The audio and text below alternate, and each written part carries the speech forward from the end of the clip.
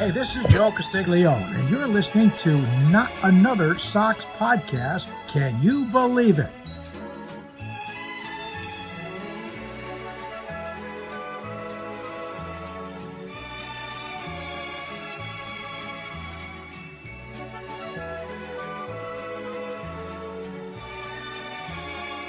Yankees suck! Yankees suck!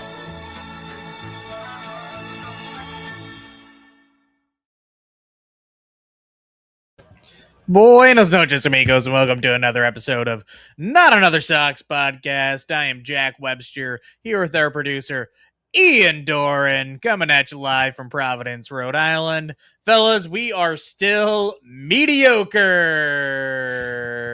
Don't make your opening sound so sad.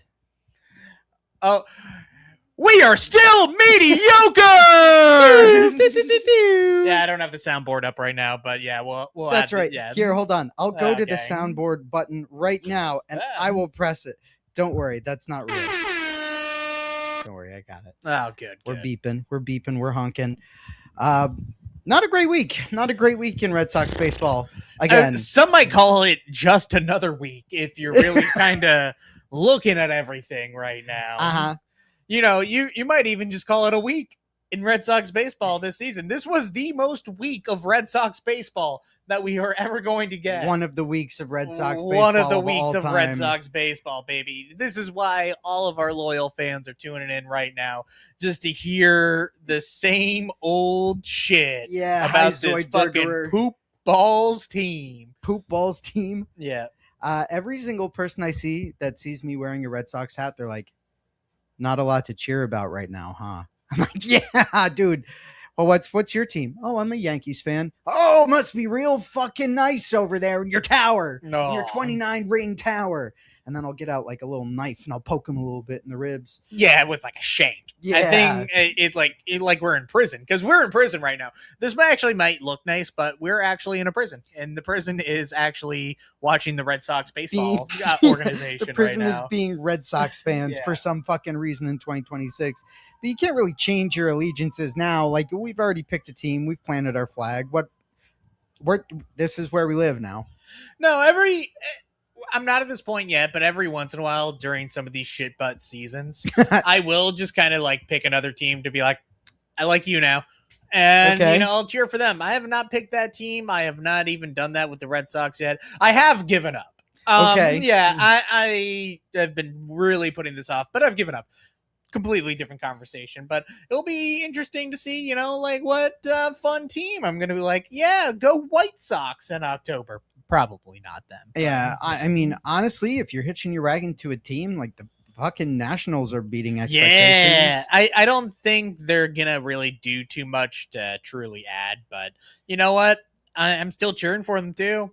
You know, and it kind of makes me sad when the Red Sox are this bad, because it feels like I can't even turn on MLB Network, or I can't turn on like a lot of the sports radio or even different other podcasts that I like, because it's just so sad. And that's why we always appreciate for anybody that's still tuning in right now, not only to Hi, the fans. Boston Red Sox, but to us. So definitely make sure, you know, interact, chat, blah, blah, blah. Even though we're going to have fun throughout this ride, no matter what.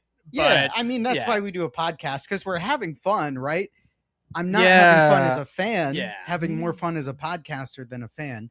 But you're right about MLB Network, because every time I turn on MLB, it's going to happen this fucking week. it's like, hey, do you remember about Kyle Harrison? yeah, Kyle Harrison. Wow, what a guy. Yeah. On Red Sox are so fucking stupid, these shit butts.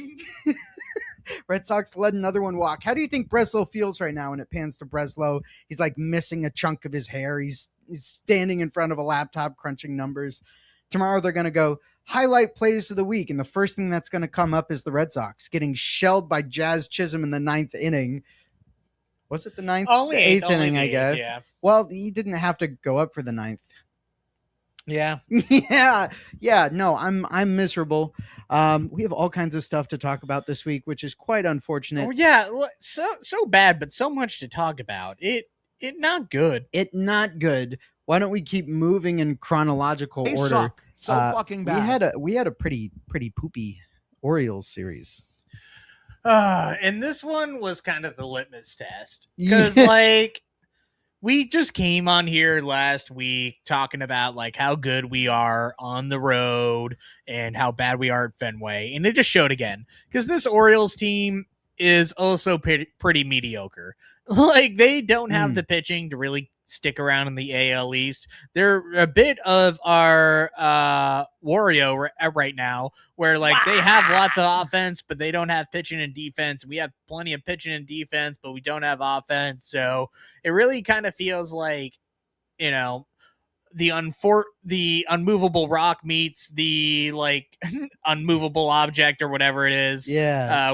And in this case, it is a very stoppable force meets an incredibly moving object. No, it's the two idiots fighting me.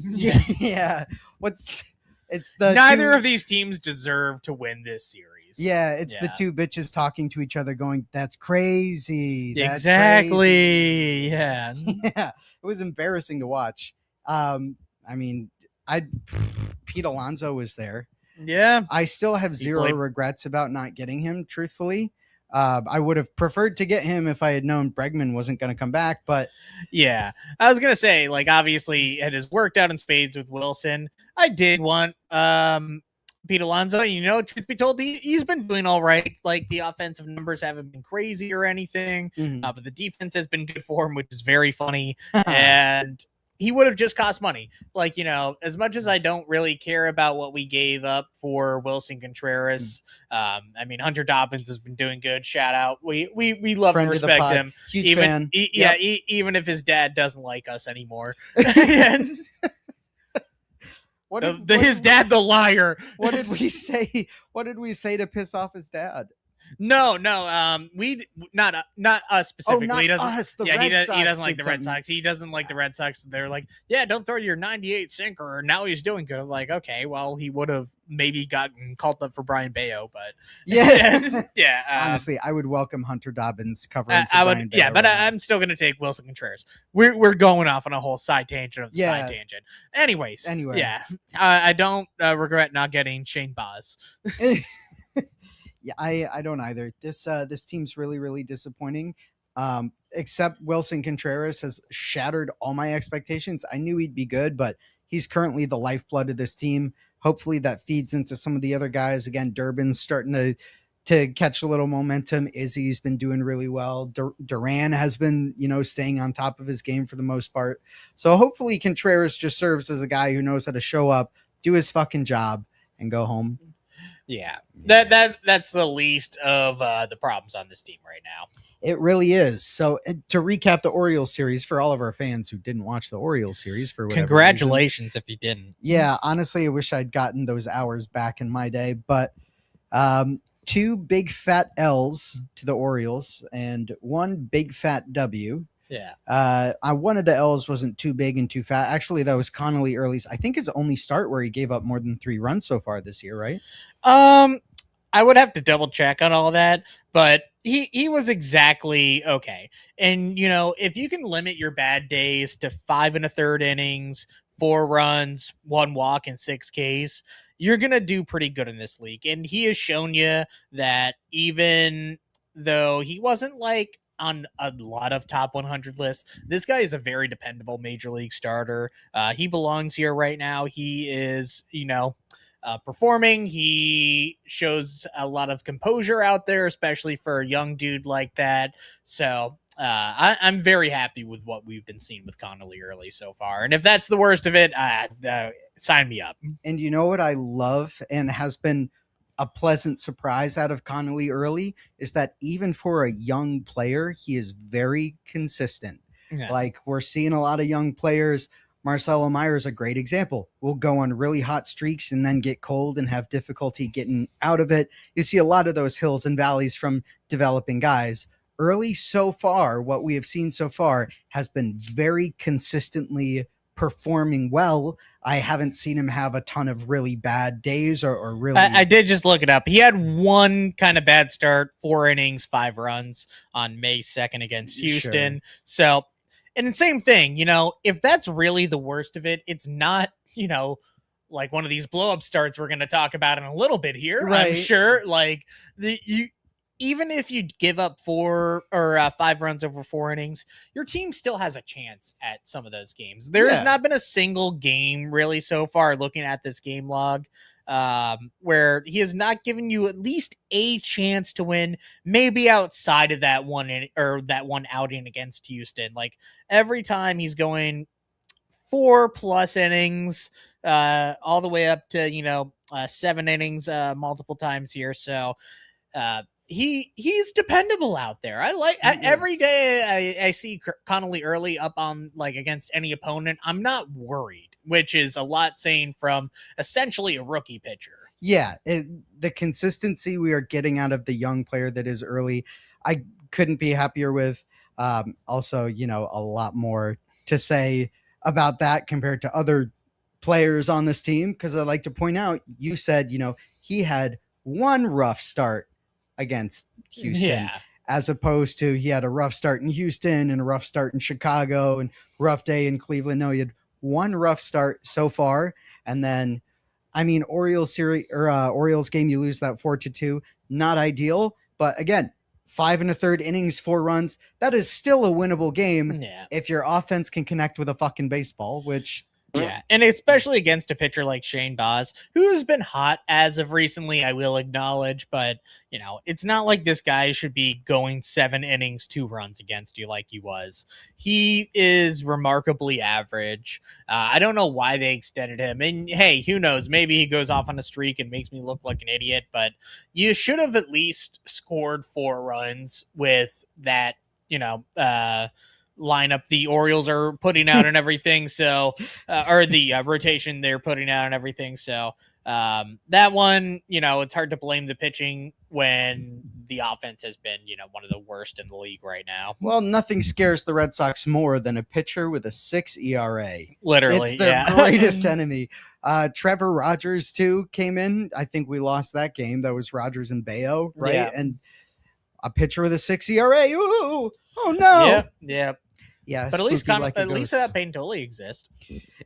Dude, I love Peyton Tolley, not just because he's good at baseball, vibes off the fucking charts with this guy. I was gonna say, I was watching an interview with him after this start with Mark DeRosa on MLB Network, and I was just thinking, I was like, this kid does not seem like he's 22 or 23, however old he is. Like, he's not even speaking like a veteran. He's just speaking like he's loose and comfortable, like he's been around the league for a few years, right? But like, he is still technically rookies in the conversation for Rookie of the Year right now, and he is so exciting to not only watch pitch, obviously, but like, he just seems like such a funny dude. Not only off the mound, but on the mound too. Somehow, like, he's terrifying and he's funny to watch. Yeah, that weird ass balk that he did, but he knew that he had done it too, and then he just what? Yeah, just complete like mental brain fart where he just runner's going and he just like lollipops it over the catcher. Right, and he knew it Mickey too. Gasper's like, what the fuck is going on right now? Watch out for my parents. Yeah. And he got bailed out because, honestly, I really did think that runner should have just been able to go to third, because, like, that's not a pitch. Right. Yeah. But he was still on the mound when he had turned around for it. Technically it was, which is my favorite. Right. Because he didn't disengage. We got real lucky with that, because if he had made it to third, probably a different ball game. But not even. We already, it would have been inconsequential, because I think he got the third out anyway. So it doesn't matter if he was on third or on second base, but sure. Like, it was just very funny, and then like the umpires being like, what the fuck just happened? Right. And they all gather on the field. They're like, hey, what just happened? Did you see that guy? Yeah, I think it was a balk. I have no idea if that was a balk. Fuck it, it's a balk. And they send him back, and you see him pan to the Red Sox coaching staff, and everyone's in there like, totally slow the game down. You're doing fine. Because I think that was right after we scored 5 runs in the 5th inning. So we had a big lead at that point. It was already 8-0. So like, he didn't even need to be perfect out there. He just needed to give us another inning, maybe 2, then was only the other inning, which is perfectly fine. So he looked excellent. Offense obviously woke up. lot of dudes contributing. Sadon had a big game. Willier had a nice home run to hopefully get him back into the groove of things. Mickey had a 2-run hit in there as well. So every time, we have one of those frustrating losses, it's just like 8 runs. Our run differential's back in the positive. and then we just like take another step back and the vibes are just absolutely back to rancid the next day. Every time I see that, I'm like, there is no war in Ba Sing Se. Yeah. Because the run differential is fine. Nah, dude, there is a war in Ba Sing Se. It's not going well. I do want to mention that Tolley really made a jump for that ball. Yeah, that was so funny. Excellent Photoshop on that one. Thank you. Yeah, that one actually took me a whole like 10 minutes. Yeah, but a ball that he had no chance on whatsoever, and I believe it was converted for an out even at the end of the day. Yeah, they got it. Yeah, so I think there was Durbin handled it at third and just sent it over to first, and he didn't even try, and he knew it didn't mean anything, so he like pretended to try for it, and that fucking sent me. I truly hope Payne Tolley is on the next WBC team for Team USA, or in the Olympics, or whenever it might be. Yeah, obviously he loves America. Yep. He just mentioned it. He shaved USA into his chest and used ChatGPT to make a slideshow for him because you know what? We are anti-AI, but I don't blame Payne Tolley for using AI. Like, this is how you got through college, buddy. I understand. I don't care about your education. I care about you throwing baseballs and having fun out there. So you're allowed to use it. You are like one of 5 exceptions I care about when it comes to using AI. You do you, buddy. One person can use AI. Give it to Payne Tolley. Let him have it. Yeah, it's his screen time essentially. We're like, you're like, okay, you went 6 innings scoreless. You can ask ChatGPT a few questions and a few prompts as long as you finish your homework. Right? But anyways, I want to mention on Team USA because the vibes were rancid during the WBC. Oh yeah, the captain gave an exciting speech. Yeah, and I feel like he would just fire up so many dudes on there and just remind them that like, we love baseball and we love America, even though there's a lot of shit going on right now that, we're a baseball podcast, but right. but anyways, Payne Tolley needs to improve the vibes on Team USA. And I only hope that in like 2 or 3 years from now, remembering this somehow, even though I won't. And it's just like, yeah, like, he's out there on Team USA, and now they're doing a whole burger flipping celebration, right? which is what every other country was doing except for USA. They're like, we're saluting, we're doing the troops. So like, no, let's embrace the dad bods of America here. Yeah, if the troops love anything, as far as what Memorial Day has taught me, it's grilling. It is grilling hot dogs and burgers, the most American thing that could possibly it be really out there. is, yeah. Here's a good. Meanwhile, I'm wearing my like. Let's do the fit check. Let's do a fit check. Yeah. What are you wearing? I'm wearing my Venezuela, my 3rd Venezuela WBC jersey. Venezuela WBC. All of them jersey. are different. Yeah. But anyways, we got Jose Altuve here. And I hate people that are like, oh, Jose Altuve is a cheater. He doesn't belong in the Hall of Fame. This is the best second baseman of our generation. Shut the fuck up. Yeah, shut the fuck up. He also, I mean, we won't get into it too much, but he was pretty outspoken about like not doing that, wasn't he? Altuve, yeah, no, he didn't need to. Hold on, I'm typing Venezuela WBC jersey into my browser so I can remember to buy one off of eBay. Here is my Payton Tolley question for you before we move on. Do you think on his right butt cheek he would get a heart that says mom or a branding that says USA? Of those two, if not both, but one of those two.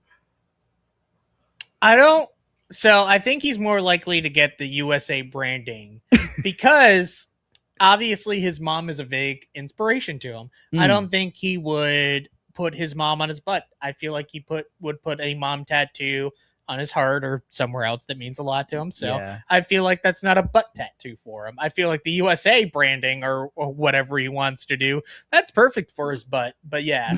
Okay, so then I'll restructure a heart tattoo that says USA with the arrow through it. Oh, okay. Yeah, he might just He'd do that over a brand. He might get that as a face tattoo. Yeah.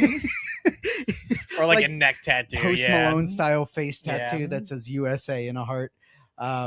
Yeah, big fan of what Tolley's done for this team. I'm excited to see more from him. Connolly early as a young pitcher has been very consistent. Yeah, the young guys on this team are going to be, really the most interesting thing to watch over these last 99 games. And that kind of leads me into my next question for two more young guys on this team in particular. One, you got good friend Michael Gasper as your third catcher. He's been good. Is he your third catcher? I'm still kind of questioning why you have him up here. And then another younger guy who's been around for a while, but still a younger guy, Brian Bayo. These are some of the younger guys you look at and you're like, have they evened out enough yet that you can trust them with the ball every couple days? Gasper in a catching situation or at bat, and Bayo, kind of doing whatever Bayo does these days. It doesn't seem to be much pitching. Let's talk about Michael first. We'll get into the I whole think Bayo. that's the easy route. Michael Gasper. So, it really seems like they believe in him. And not only to the point where, he was just kind of like a call-up guy with options or whatever, but now he's playing every day. He's catching Ranger Suarez. He's catching, some of the young guys out there too. He's DHing on days. He's even played a little bit of first base out there. I don't think they're bold enough to really play him at second base like sometimes it's happened in the minors. But I feel like he is earning his stripes right now, and he is getting every opportunity right now. And I think to a degree, they're using it as a way to put a burner on the other two guys right now who have also been a bit disappointing in various different ways. And it's not like Mickey Gasper's killing it. I think he has, above league average bat. I think the glove's been okay, Right. Still super small sample size behind the dish right now. But it definitely seems like they're riding the hot hand. It definitely seems like, you can't have these three catchers forever. So we saw some of the rumors floating this week with everything. So I think, Michael Gasper might be here to stay. And I think in a year where we're just kind of, evaluating at this point, at least, he might be, making his name for himself, whether it's for this year or, moving forward. He might be. He kind of gives me a Christian Vasquez kind of vibe. Like if I were to look at a platoon of Narvaez and Gasper, to me, I kind of look at that as like Plawecki and Vasquez, because Vasquez, when the offense was on, he was really, really on. He was getting you a lot of extra base power, home runs. Plawecki, you were lucky to get him on base kind of in general, but he was one of the best defensive catchers in his heyday, right? So Wong, I kind of left out on purpose because there's a lot of trade speculation around Wong.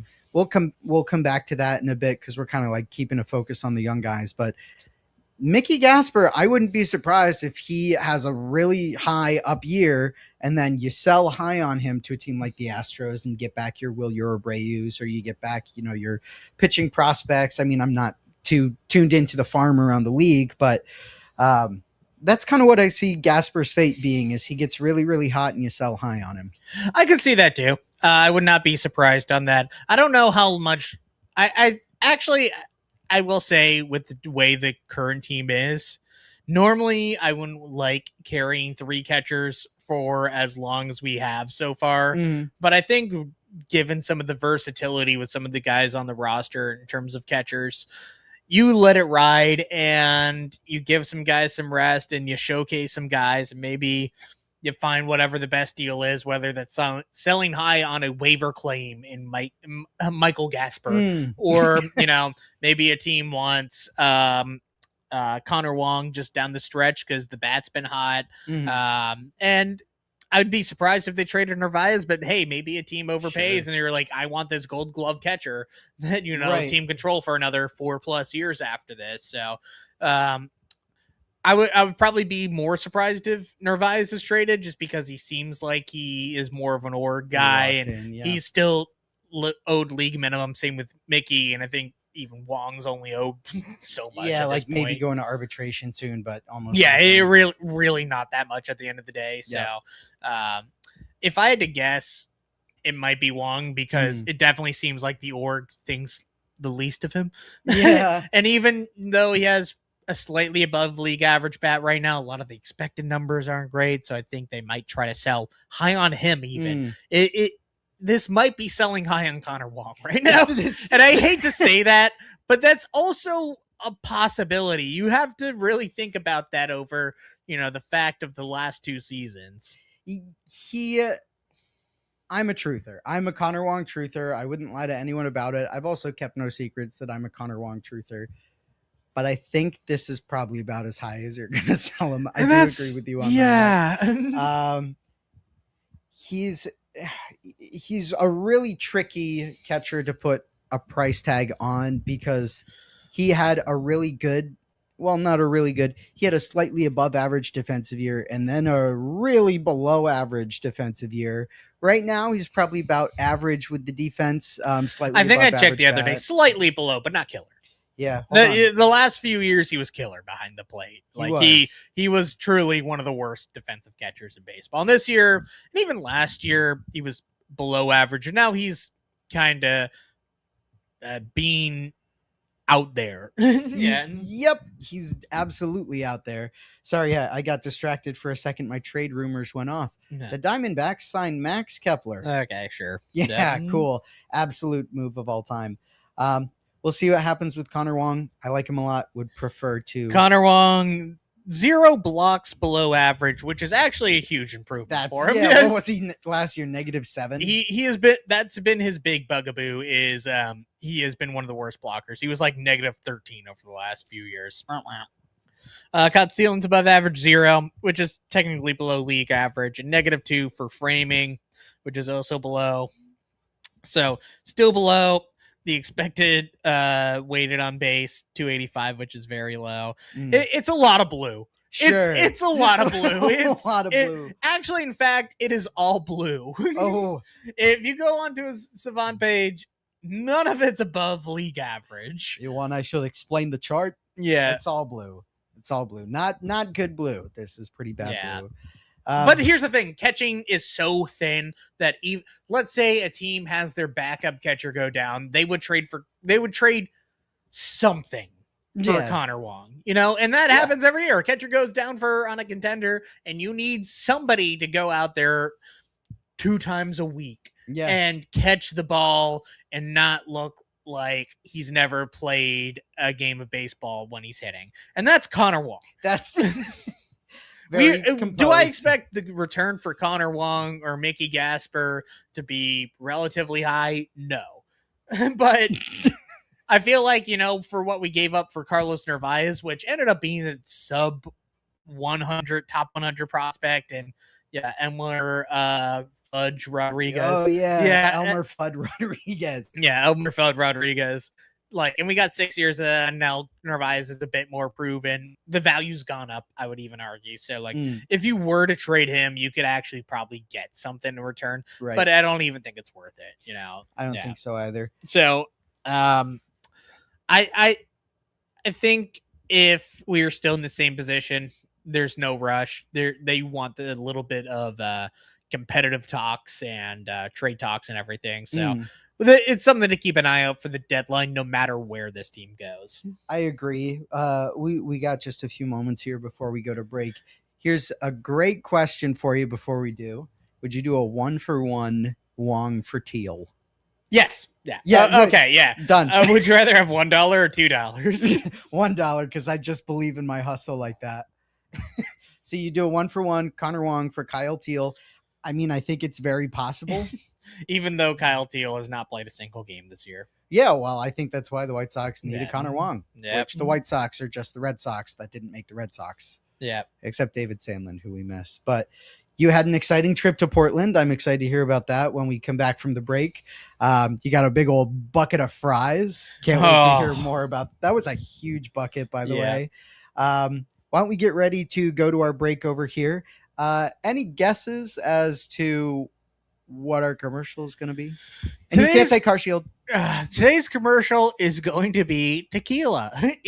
They kind of got together like the milk people, and they're just going to go tequila. And like the old milk commercials where they're all dressed as different food groups. Milk. So let's go to the tequila commercial. Welcome back. I really hope that was a milk commercial. I really hope it was a tequila commercial. What's did they ever do any Sunny bits on that? Because they had the rum ham. I'm picturing like tequila milk. I know White Russians are made with. I think I drew some inspiration from Brockmire there, since I think they had a just ad for bourbon. They're like, yeah, they got together. Yeah. Bourbon. Great show, free ad. Yeah, it is a great show. Great show. What's that actor's name? I always forget. Hank Azaria. Yeah, he's fantastic in that show. He's Mo. He's Mo. He's Mo in The Simpsons. Yeah, he does a lot of voices in The Simpsons. Oh yeah, I guess he does. He's Don't Mess with the Zohan. Or no, that's Adam Sandler. He's Don't Mess with the Zoran Mamdani. That's who he is. Yeah.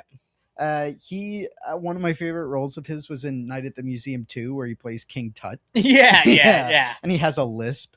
I don't know where that creative choice came from, but anyway, back to the Red Sox. We unfortunately are going to have to talk a bit about Bayo to like cap the Orioles series and move into the Yankees series.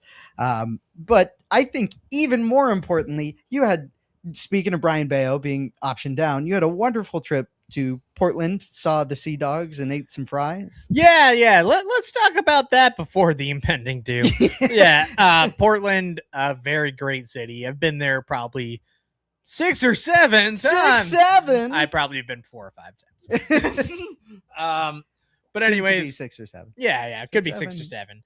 Beautiful stadium. It's pretty much downtown, not near like the old port or anything like that, but it's very easy to get to.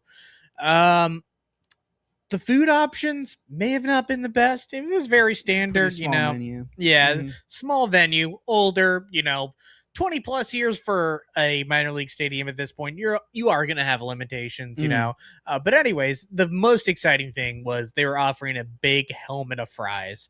And for $17 for a helmet of fries, I ate so many of those, and I was able to share them with the family and everything, and the fiance. Yeah. So in terms of bang for your buck, it was great. And now I have another helmet. And to be very clear to everyone listening, it's not like an ice cream helmet of fries. This is like a player's fucking helmet full of fries. Like you can wear that thing and bat on the field after if you wanted to. 100%. Yeah.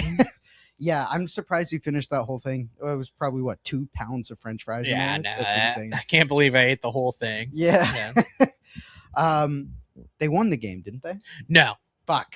Yeah, we did leave a little early. It was going to start to rain a little bit, and we had an hour drive back. So sure, very glad we left when we did, because like as soon as we got back, it started to just downpour, and I was like, I don't want to be driving down these windy main roads. They don't have electricity anywhere, right?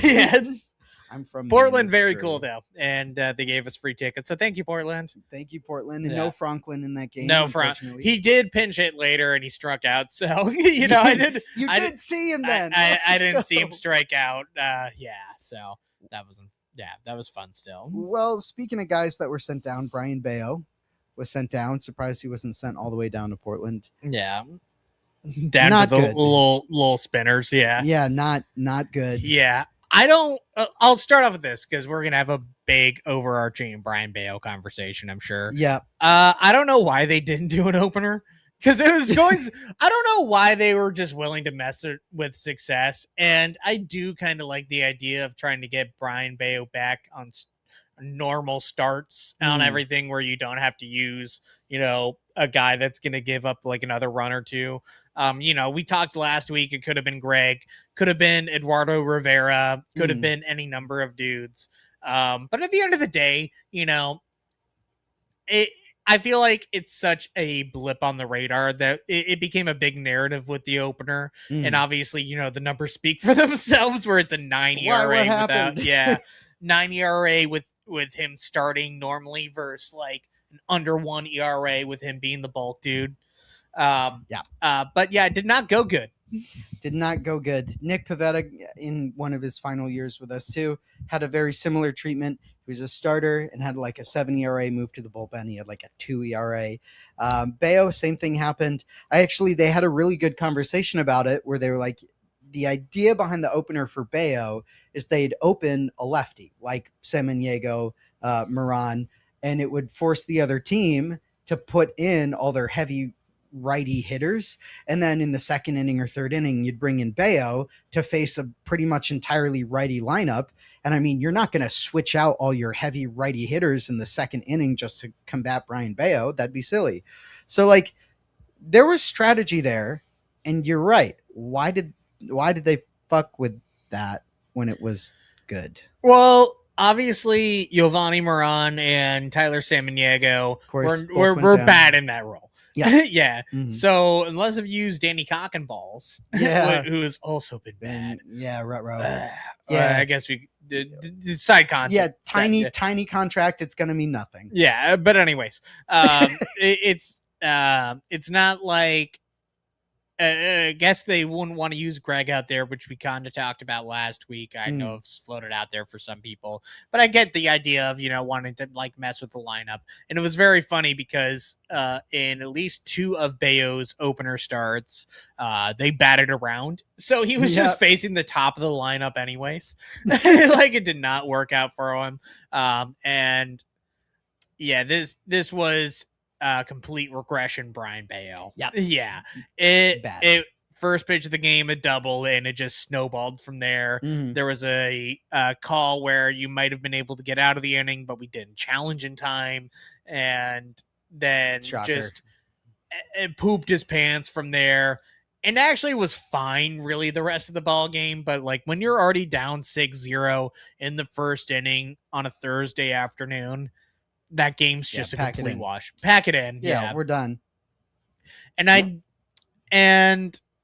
we don't even really have to talk about the rest of the game because that game was decided in the first inning. Yeah. Like we had no chance of coming back.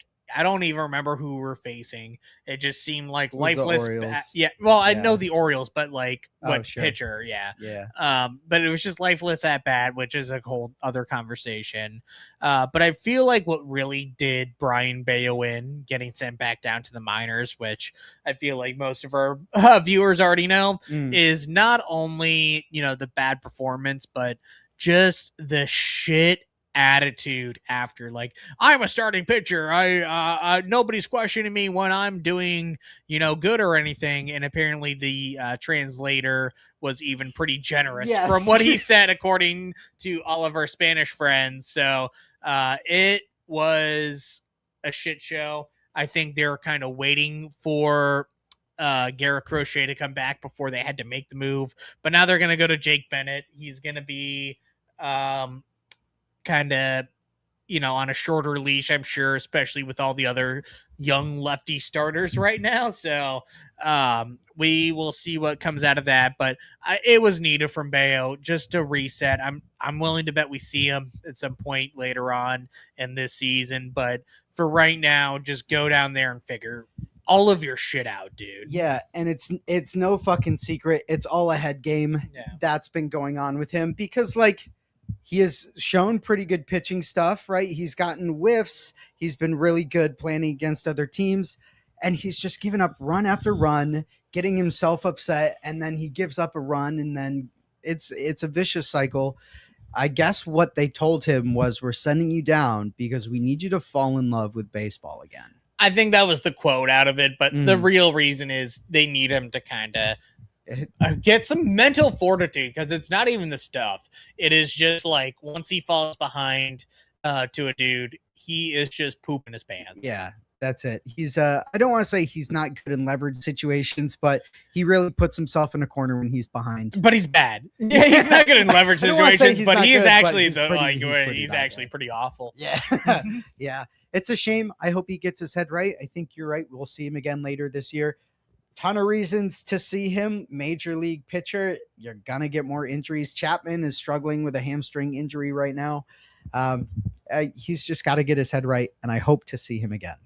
I would say I hope to see him again. I hope to see him again because that means he's doing well, and it means we might be able to show that another team that he is okay.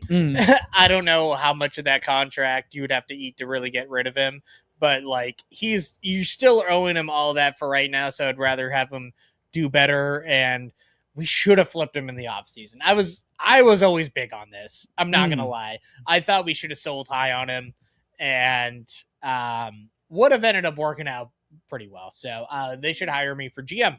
Because, you know, if there's one thing that qualifies me to be the GM of the Boston Red Sox, it's podcasting. Yes. Wow. Imagine all the podcasters got in a room and made baseball decisions for the Red Sox. It's just like me, Hogdale, and Jared Carabas out there. Yeah, you're going to be like, hey, what about this guy? And Hogdale's going to be like, that fucking loser, piece of shit. But, I mean, what can you do? Oh, we're going to let Craig Breslow make the decisions for some reason. It's more making the computer making the decisions, but yeah. Yeah, I'm really glad you brought that up. There was a quote came out a few weeks ago about distractions at home out of Izzy, very famously. There's a lot of speculation over what that means. The overarching theme is we are ass cheeks at home. We are 10-21 at home. And the vibes are rancid at Fenway. You can't go to a game without expecting this team to get fucking shelled, which is horrible. The speculation around Izzy's distractions at home is that there's always a computer guy watching every single thing they're doing and nitpicking every single thing that they're doing. Yeah, it definitely seems like, especially between the Theo quotes and people kind of speaking out behind the scenes with everything, like, I get why the Red Sox would want to be analytical of things and kind of take out a lot of human bias with a lot of that. But when it comes down to, you know, managing people and making it a healthy work environment, they have done a poopy job. Yeah. Like the fact that the guys feel more comfortable on the road and that even slipped through the cracks, you know, of Izzy saying that is really bad. Yeah. We were all over here like, yeah, that means the Red Sox are chasing tail. They're in Boston meeting and flirting with women or men. I don't know what the Red Sox do behind closed doors, Jarren Duran, but it's it's at the ballpark where it's bad. Yeah. Yes. Yeah. Because I don't care about Roman Anthony going to Loco or anything like that. Yeah, no. Also, his hand is hurt, so he can do whatever he wants as long as he gets better in time. But they're playing the game on a spreadsheet. All the players are aware of it, and you got eyes and analytics guys, people with computers writing every single thing down about how these guys are performing. And with a young team, you have to get them to a certain level before you can grind and nitpick those kind of things. And I think a lot of these guys still just need to understand like what it means to love baseball, get to the 80% player they can be, and then you can start nitpicking the 1%. But right now you're playing the game on a spreadsheet with a team that still just needs to develop its fun and chemistry. And I think that's really, really bad. Yeah, when your GM was a major league player and he doesn't know how to talk to other major league players, what the fuck? Go ahead, press the button. Yeah, if you go to media assets, right, and then scroll down a little bit, there should be a button that says yeah. Which one? It says what the fuck? There we go. Yeah, see, you got it. I don't know why he can't talk to players. The distractions, the game on the spreadsheet, not how the game is played, kind of reminds us that analytics are important, but there is an eye test. There is an art of the ball test. There's a grittiness test, heart, soul, things that aren't going to be measured on a spreadsheet. and it's made me wonder how much longer Craig Breslow is going to be in his job if he doesn't start showing some fucking joy in playing baseball. I've seen a lot of people comment on this. I don't think it's going to be until the end of the year. You think they give him the whole year? I think they give him the whole year. I can't see them just firing their head of baseball operations before the draft and the deadline. If it really is shit, but after that, then sure. But you're gonna have to hire somebody internally, and that person would probably be Eddie Romero. But nobody else is going to want this fucking job. Nobody. You cannot hire anybody else because they know of how much of a shit environment this is. And even with the whole lore of being the Red Sox and everything else, they know that they are kind of stuck in the position that they are. You know what? I'll take it. I'll do the job. I will be the Red Sox me, GM. Hogdale, Carabas, and let's get like Hunter Nolan there for like the minor league thing. Sure. Have Hunter Nolan tend to the farm, and then you, Jared Hogdale, just arguing over whether or not Mike Trout still has a bat attached to his arm. And I would still never do that. Shut up. Yeah, no, I brought it up to you a couple times this week. Is there any reason to believe we'd get Mike Trout? But you and every other person I've asked about it is in agreement. No one's touching that contract with a 10-foot pole. Nor should you. Yeah. Red Sox, I mean, the other reason that comes up a lot is the Red Sox kind of mentioned we might be willing to take on a bad contract if it means that we get another thumper in the lineup. I guess we'll see. Breslow does a lot of moves in silence. We got some moves this week, and honestly, that's going to kind of lead us into our 2/3 of the Yankees series. We'll get the final third of that in mid-August. One great game against the Yankees. Yeah. Loved it. I honestly kind of went into that series being like, just win one of them. And we did. Okay. And we won the first one. Yes. And we did that. So Sonny Gray looked good. It was nice having him shove against the Yankees. Chapman came in, saved the game, which was very fun having those two guys specifically shove it against them. Who always come out and they're like, I was on the Yankees and it was the worst fucking year. Yeah, I was like, this organization is triple Hitler. So to get that one out of the way, very nice. Bullpens shut it down too. Who even got the big hits in that one? I don't even remember. Big hits. I mean, Wilson Contreras had a home run. Yeah, he had the home run. Yep. Wilson Contreras. I think Wilyer Abreu made some good. Monasterio had an RBI. Wilyer Abreu had an RBI. Yeah. Yeah. So I mean, the usual suspects, right? Like Monasterio, even though on paper he hasn't been fantastic, like he's been pulling in hits when it counts, which you gotta love out of a younger player coming up like that. And hopefully Romy replaces him soon. Yes, we're getting Romy rumors now. Yeah, Romy is showing signs of existing. I want him back. Once Romy comes back. Yeah, and this will be a whole side tangent. Sure. But once Romy comes back, he should be playing every day righties versus lefties. Let's see what you got. Yeah. There's no reason why Anthony Siegler and Andrew Monasterio should be playing over Romy Gonzalez. God bless him. Yeah. God bless him. Put Romy at second, put Meyer at short, and just fucking leave him there. Yeah. Throw Izzy in once in a while. He's been a hot bat. He's been worth way more than his $6 million contract. Yep. Start Meyer at short, leave him there. Start Romy at second and leave him there. Done. Red Sox fixed. I'm hired. Yeah. I'll take the contract. I'll do it for a steal. I'll do it for $1 million. No, man. I'll be the GM of the Boston Red Sox. I think I'd be really good at it. We need a whole panel. Would you like a job? I'll be What job are you offering me here? GM's friend. I'll take it. Yeah. Yeah. It pays $999,999 a year. So it's deal. Yeah. Deal. I'm in. Yeah. No, I think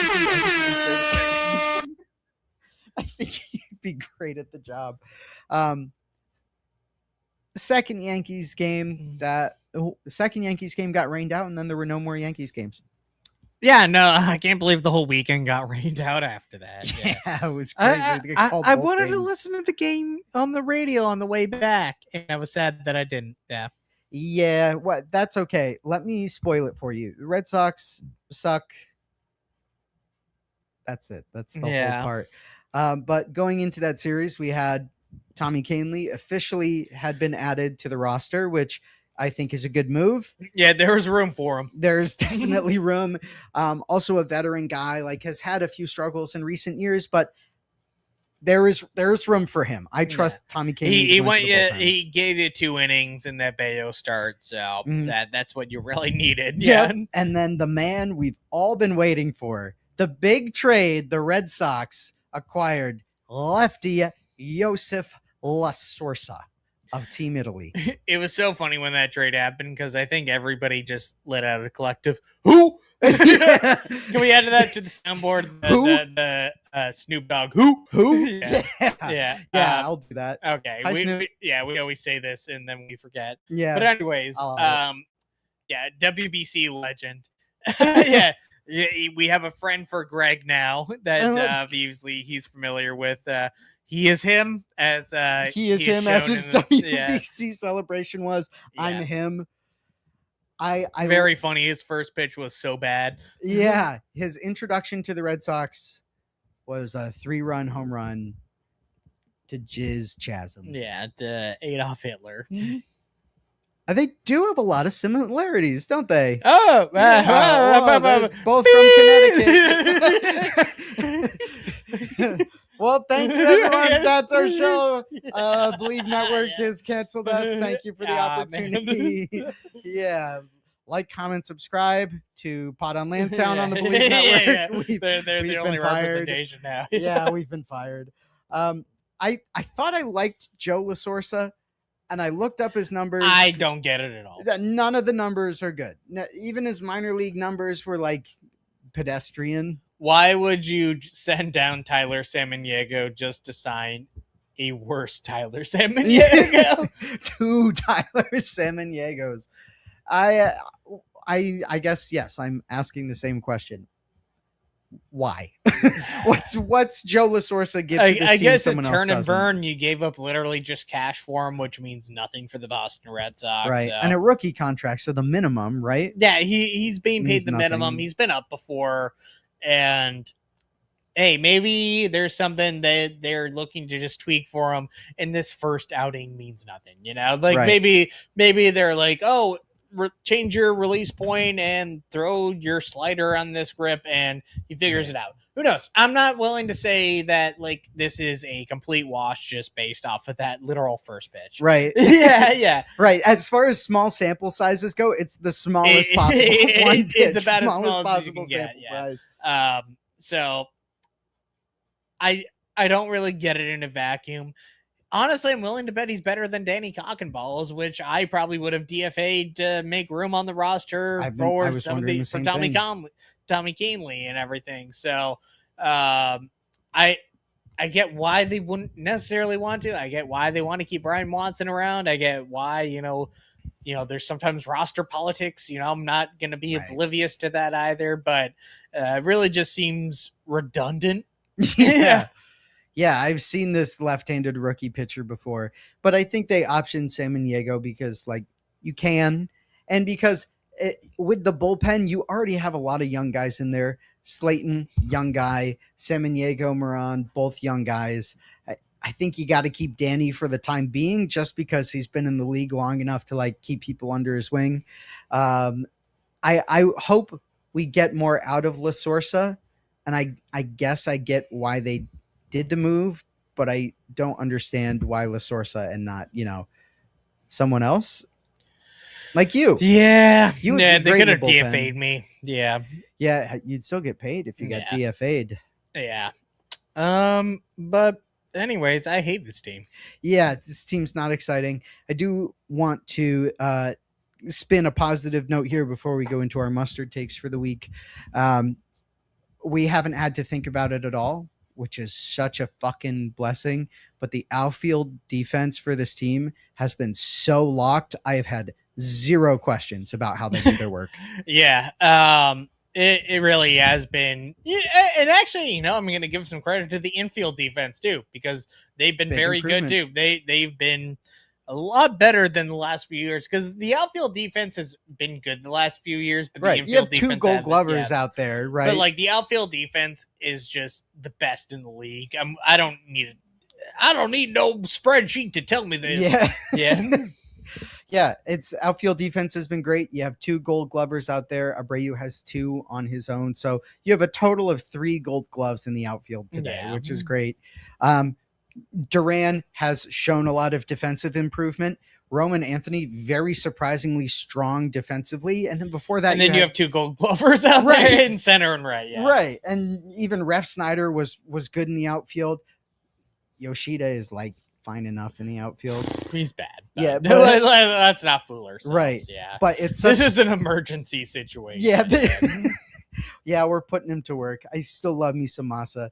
But you think of the other guys they've thrown in the outfield just to get their bats in the lineup, right? Like Kyle Schwarber's technically played outfield. I would never want to see him in the outfield ever again. JD Martinez has also played the outfield. He was fine enough out there. Player? Yeah, competitive bowler Mookie Betts. Yeah. So when you look at the outfield and you're like, yeah, Mookie Betts also a guy that used to play the outfield. That's a great point. Yeah. Wait. Oh, I guess he doesn't do that much anymore, huh? No, he doesn't. Yeah. They're like, you're so bad. Yeah, Mookie Betts. Mookie Betts, you know what? You're so bad. Trade Mookie Betts, Connor Wong. Yeah, just 1 for 1. I'll do it. Yeah, you would do that? Yeah, I don't know. I'd have to we think have to about take it. on that contract, so we got to give something back up. But yeah, yeah, Connor Wong and bucket of French fries, helmet of French fries. Yeah. It's about that time. You want to press the button? Oh, I'm already ahead of you. A little extra mustard. A little extra mustard. What a week. It is getting harder and harder. You said that while it was still going on, by the way. Yeah. No, don't worry. I made the sound bit. I know when it stops and when it's just like the piano. I don't think you do. I don't think you do. I'm going to go in tomorrow and it's going to be like, fuck, where's my sound bit? I know where the sound bit is. Damn it, my royalties. No. Anyway, it's really hard to give mustard to this team. Also, Mike's Mustard sponsor us. Frank's Mustard sponsor us, but I think Mike's is the ballpark mustard. So Mike sponsor the mustard segment. I know, maybe the mustard group. Like, we're kind of talking about mustard tequila. Group LLC. Yeah, like we're talking about tequila and milk. It's just mustard as a group. Yeah, we're gonna get tequila group sponsorship, milk group sponsorship, and now mustard group sponsorship. All in one concoction. Yeah. Are there worse drinks than tequila, milk, and mustard? And don't say poop. You can't say poop. You can't say poop. No, you can't say poop is a worse drink because you shouldn't do that. Stop. No, you're cheating. All right. Anyways, my mustard. So I kind of went back and forth on the guys I'm going to give mustard to.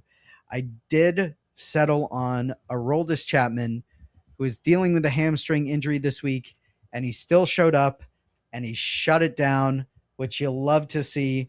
So when guys are injured and they're coming out and the velo's down a little bit and the stuff's down a little bit, but you're still getting the job done, you're putting your back into that. You're giving the team a W, quite literally a W, putting something in the win column. So with a hamstring injury and still putting the innings away, I'm giving a little extra mustard to Aroldis Chapman. Okay. I'm going to give my mustard to somebody else who got a save this week. No. I'm giving my mustard to Ryan Watson. 3 innings, 1 run out of the pen against the Orioles, and Peyton Tolley start. He earned a save the hard way. And people forget you can pitch 3 innings to end a game and you will get a save no matter what the score is. But I actually do think that's important for this pen. We have our multi-inning garbage man. And he is like Frank Reynolds in that Always Sunny. I take all the garbage and I eat it. And that is right around the ring. Like, I see people are like, oh, DFA Ryan Watson, but there is nobody else in this pen that is doing that for you right now. Yeah. And you know what? For that performance, saving the pen, giving everybody an extra day of rest, which I think is the most important thing, giving them a little extra mustard. A little extra mustard. I have liked what Watson does because, frankly, I mean, your better options in theory are Joe LaSorsa, right? Yeah. I think that's a great mustard. I think right now Watson still has a role on this team, and he's filling it. He's filling it beautifully. Thanks, Ryan Watson. Yeah. Now, it is not what you envisioned when you're picking your Rule Right. 5 guy like we have the last few years. We've had some success stories, but right now, as long as he's able to do that, he's better than nothing. Yes. He is the zero. He's never pitching in a leverage spot, which is fine. Right. Which is hilarious that Slayton is like a 6 ERA, even though he's only given up runs in 2 of his 13 outings. Oh, no. I like Slayton, but I don't know. I think the big difference between Slayton and somebody like Garrett Whitlock is Whitlock will like give up a run or two, and maybe one time it's a 1 or 2 run game. But when Slayton sucks, he's given up 4 or 5 runs. Yeah, he's and that really puts you in a hole. Let's say we gave up 1 run or 2 runs in the 8th inning today, and you lose that game. You lose that game, and you don't come back and everything. But once you start avalanching, that's when the game really starts to become out of reach. So even if he is fine 90% of the time, that other 10% is really hurting losing you. games. Yeah. And if you look at the full earned run average and every other average stat, that does play a difference. We're not taking the mean, median, and mode here. We're taking the average. Yeah. So when you look at that, I want to see more. And he's not the problem with this team right now. Right. And obviously, Whitlock's coming back. He's rehabbing. He should be the minimum, which is a miracle with this team. But, I do need to actually see more out of Slayton before I trust him as our 7th inning guy.